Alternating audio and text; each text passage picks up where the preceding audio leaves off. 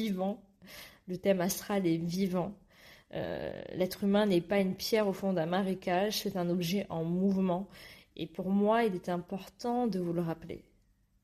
Donc du coup, pour ce petit parfum lié au signe lunaire, c'est quelque chose parfois aussi qui peut vous amener à penser à votre enfance, à qui vous êtes dans votre essence profonde, puisque la lune régit l'inconscient.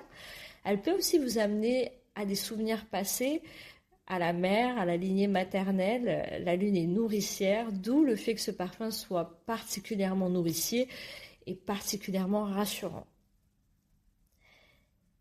Et maintenant, le signe de Vénus qui est particulièrement chéri. Je le sais parce que parfois je le vois sous mes yeux, je vois les coups de cœur, je vois les flashs. C'est très intéressant pour offrir des cadeaux, pour regarder le signe de Vénus et où la lune était rassurante et une connexion à une profondeur émotionnelle. Ça fonctionne aussi pour les cadeaux parce que c'est vrai que les gens se disent mais tu connais la profondeur de mon essence, tu me connais dans l'intime. Vénus fonctionne dans le coup de cœur et le crush. Vous êtes avec une amie, vous marchez dans un centre commercial, dans une boutique d'artisans, et puis là, elle a ce coup de foudre instantané. La bouteille, l'odeur, l'esthétisme, l'ADN de la marque.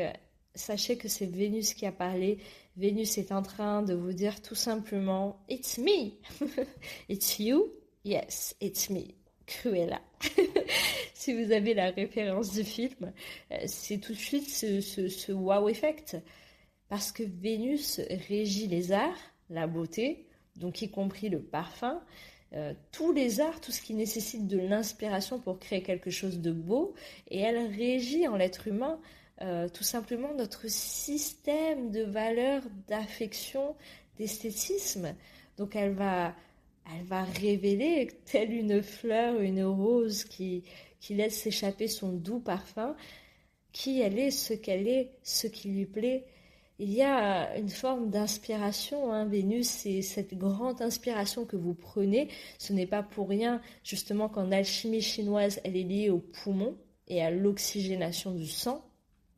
Elle va venir vous inspirer et vous remplir de cette force, je dirais, qui n'a pas de forme, hein, de cette forme un petit peu sans limitation qui vous fait vous sentir comme tout est possible. Vénus, elle est très importante en parfumerie et c'est peut-être finalement celle qui inspire tous ces parfumeurs et tous ces designers. Et donc, je vous invite quand même, quand vous faites un cadeau ou que vous avez besoin d'être dans la séduction, dans la beauté, et je pense que c'est quand même la base et les fondations du parfum, aller vers le signe de Vénus. Je pense à toutes mes petites vénusiennes avec des gros placements en taureau, en balance, Vénus dans la maison 1, Vénus dans la maison 7, Vénus sur les angles du chart, eh bien, du thème natal, eh bien, sachez que je pense que ça va être votre parfum préféré. Mais globalement, pour toute la population, c'est quelque chose d'intéressant parce que ça appelle à notre amour du beau. Il y a beaucoup d'affect à travers Vénus. Vous pouvez vraiment taper dans le mille pour un cadeau. Et puisque Vénus est liée à la romance et aux rencontres romantiques, si vous portez votre propre Vénus, vous allez être à un niveau de séduction exponentiel.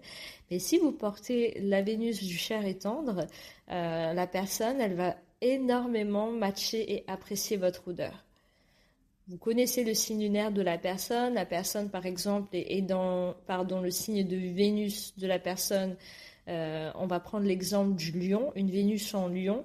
Cette personne, si elle sent sur vous des parfums forts, des parfums solariens, notamment l'ambre, c'est le coup de cœur, le coup de foudre assuré. Alors, on ne triche pas. Ici, on est vraiment dans une astrologie positive de développement personnel. On reste fidèle à soi. Mais c'est vrai que c'est un outil qui peut servir, qui peut aider quand on connaît les goûts des êtres aimés, des gens qu'on aime. Puisque finalement, l'amour, avant tout, c'est pour moi créer un espace confortable pour autrui. Dans lequel Vénus, l'amour, l'enveloppe de ses bras, eh bien, on peut aussi parfois choisir des choses qui plaisent aux gens qu'on aime, parce qu'on les connaît bien. Et de toute manière, généralement, les gens qu'on aime nous choisissent parce que ils sont déjà inspirés. Leur Vénus a déjà pointé le nord vers nous. Maintenant, j'aimerais revenir à un sujet que j'ai abordé dans cette vidéo.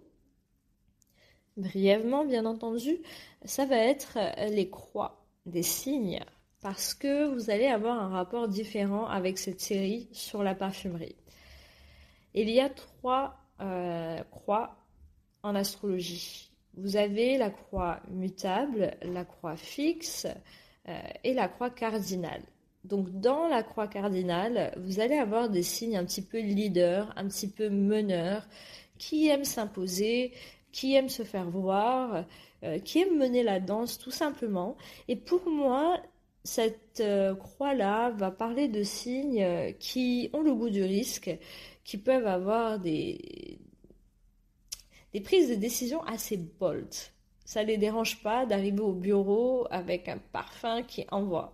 Quand bien même, comme l'a dit Lady Gaga, pub bonne ou mauvaise, on parle de moi. Donc dans ces signes-là, je vais parler du bélier, je vais parler du cancer, je vais parler de la balance et du capricorne. Bien entendu, par rapport à leur élément, leur planète régente de naissance, ça va se caractériser d'une manière différente. Vous l'imaginez bien que le feu du bélier va ressembler à l'exemple que je viens de citer, là où la balance se mettra en avant différemment. La balance peut être que cardinale certes, mais régie par Vénus, un peu plus dans la quiétude et l'harmonie, va peut-être choisir un parfum qui la démarque en termes de richesse, d'élégance, de prestance, d'accord ? Donc ça, c'est quelque chose à prendre en compte. Mais ça reste une croix qui, pour moi, dans cette série, vous allez choisir des choses assez audacieuses. Vous allez aller vers le meilleur du best pour marquer les esprits. Nous avons ensuite la croix fixe. Dans la croix fixe, nous avons donc le taureau, le lion, le verseau et notre ami scorpion, qui eux sont des signes qui pour moi ressembleraient plutôt à l'adage de « à 30 ans, il est mieux d'avoir son parfum signature ». Ce sont des signes qui ont à cœur la routine, après sous différentes lumières, sous différentes façons, nuances. Le scorpion sera beaucoup moins routinier, par exemple, peut-être que le taureau. Ça, c'est important de le prendre en considération. De l'autre côté, le lion aura un goût des événements sociaux, la vie sociale, rencontrer du monde, bouger, aller de ci et de là. Donc je ne suis pas en train de vous enfermer dans un carcan de personnes qui ont la vie réglée sur une horloge. Je suis simplement en train de dire que c'est une croix des valeurs sûres.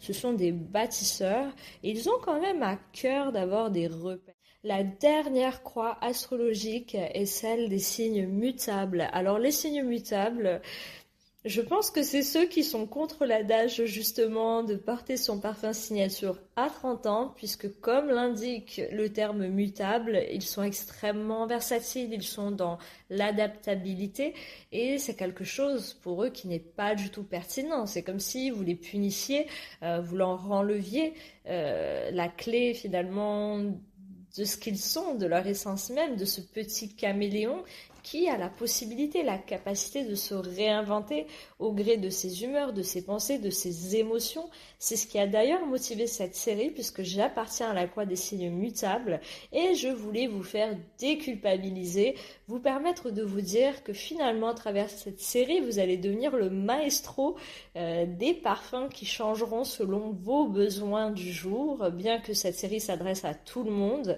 elle a été motivée du fond du cœur par ce petit stress en parfumerie qu'ont commencé à m'insuffler. Je me demande d'ailleurs si c'est pas quelqu'un de la croix fixe qui a instauré cette règle, qui s'est dit moi j'ai besoin de mon parfum signature, je me sens bien avec ça, je vais rendre ça tendance à la mode, classique et immuable et je vais en faire une loi universelle. Parce que vraiment c'est quelque chose auquel je n'arrive pas à me fier. Et ça, c'est à cause de ma position de signe mutable. Donc, j'espère que cette série va vous plaire à tous et à tous, peu importe la croix astrologique dans laquelle vous êtes, puisque vous êtes concernés par tous les signes du zodiaque. Vous vous reporterez à vos placements.